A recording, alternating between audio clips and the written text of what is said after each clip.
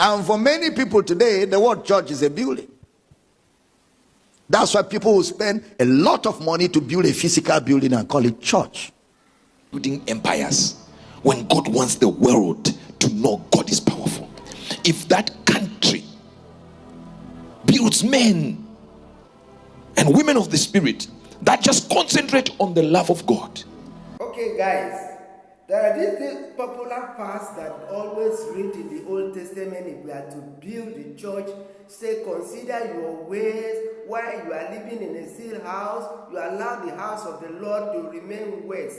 The book of Haggai chapter 1, if you can read from verse 6, always say that. But do you know what? There's this man of God, Uebert, has a contrary view on this. Challenging mentioning Nigerian pastors particularly. If you observe that most of the largest church building in the world is resided in Nigeria, but Uebert said that Nigerian generals or pastors are building empires instead of building men and women of faith.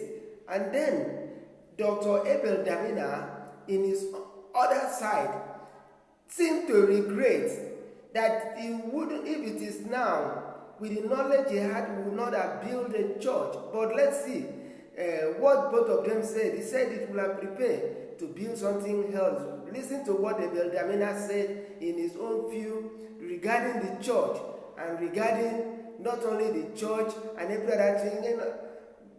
In this video you will see, and you tell me whether you agree with either of them or what is your view concerning the church or building of a church. If you observe that we have a very largest church, even some churches, it's like what we have now is not even enough. We are still acquiring more land. But let's see what he said. Is the church truly a building or a structure, or is there anything you think that is different from what these men of God are saying? Do you have anything contrary to what they said, or what is your? Go to the comment section and just tell us what your view regarding this message. Should we continue to build structures, or what do you think about it? If you are new in this channel, don't forget to click that subscribe button and click the notification button. Like the video. The purpose of notification so that when we upload any new content, you will be the first to be notified. I told you about Nigeria, how they are not even 50-50 with Muslims. Muslims are more than Christians. And it is generals, that country. Why is it the generals are failing to take over? Because among the generals, there are very, very few real generals who are concentrating on God. Some are concentrating on who is not in our type of people. They are building empires when God wants the world to know God is powerful. If that country builds men and women of the Spirit that just concentrate on the love of God and on Christians everywhere having unity, we would be somewhere as a world right now. But this one is attacking this one. This one is attacking that one. This one is attacking this one. This one says, I'm being sent to attack people. The only thing we don't see is them attacking Muslims because they are afraid to die. And for many people today, the word church is a building. That's why people will spend a lot of money to build a physical building and call it church. Meanwhile, God has never lived there.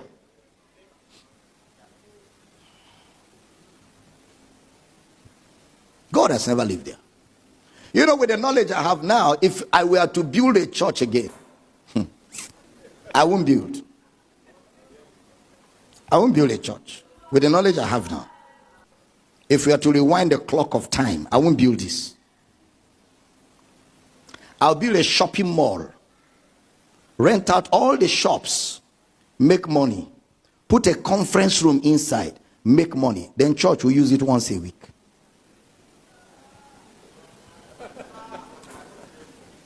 If I was to reverse the clock of time, because this building is a waste. We only gather here on Sunday. Monday to Saturday is empty. Nobody is using the space. We could have been making money here all the week long, and on Sunday we use it for 5 hours and rent it out the rest of the day, still making money. And then we use the money for television broadcast. We use the money for radio broadcast to push the message to the people that Jesus wants to live inside, because he's not living here. Jesus is not living inside this building. Jesus only came into this building when we came. When we leave now, Jesus is out of this place. I feel like I'm teaching here.